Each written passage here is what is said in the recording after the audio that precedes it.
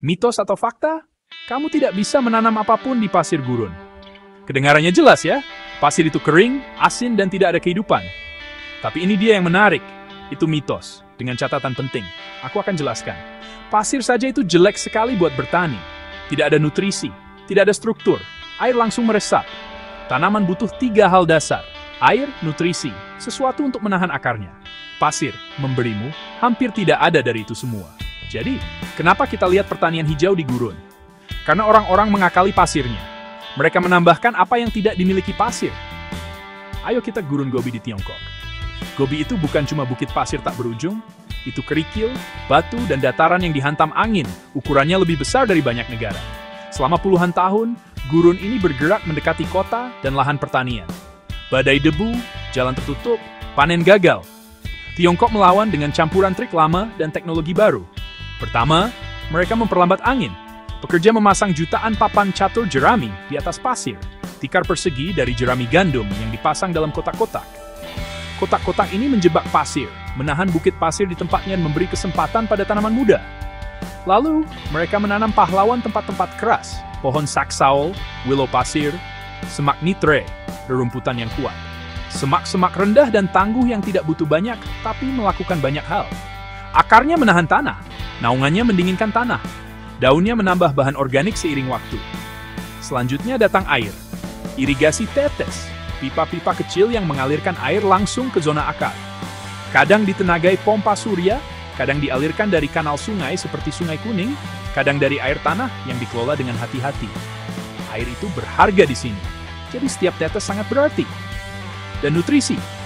Mereka menambahkan kompos, pupuk kandang, biochar, apapun bahan organik yang bisa mereka dapatkan. Di beberapa proyek, mereka mencampur pasir dengan tanah liat atau polimer untuk membantunya menahan air. Ide penanahan yang mengubah pasir lepas menjadi campuran seperti spons. Itu masih diperdebatkan, tapi tujuannya sama, membuat pasir bertindak sedikit lebih seperti tanah. Gabungkan semuanya dan kamu akan mendapatkan penahan angin, selang tetes, mulsa, dan tanaman yang kuat. Melon, goji berry, kentang, tomat di tempat-tempat yang dulunya tandus 20 tahun lalu. Di Ningxia, Gansu, Mongolia, dalam, kamu akan menemukan barisan rumah kaca dan penahan angin di tempat yang dulunya hanya debu. Beberapa menyebutnya menghijaukan Gobi. Apakah seluruh gurun sekarang menjadi pertanian? Tidak. Gobi itu sangat besar dan sebagian besar harus tetap liar.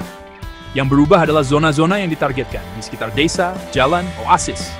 Jalur hijau ini menghentikan pergerakan pasir dan menciptakan kantong-kantong pertanian. Apakah itu bertahan?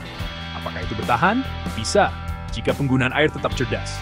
Jika terlalu banyak memompa air tanah, kehijauan akan memudar.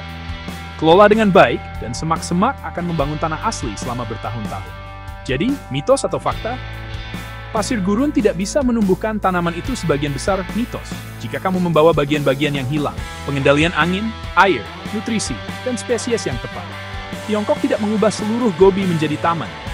Tapi mereka membuktikan bahwa gurun bisa didorong mundur. Satu papan catur, satu selang tetes, satu semak pada satu waktu. Jika kamu bermimpi bertani di pasir, mulailah dari yang kecil. Tambahkan bahan organik. Beri mulsa tebal. Tanam tanaman asli yang tangguh terlebih dahulu. Gunakan irigasi tetes, bukan penyiram. Halangi angin. Ubah bukit pasir menjadi halaman, lalu pagar tanaman, lalu ladang. Karena kadang-kadang, garis antara gurun dan pertanian hanyalah upaya manusia, diterapkan secara mantap dalam kotak-kotak selama bertahun-tahun. Itu adalah kisah nyata bagaimana Gobi menjadi sedikit lebih hijau.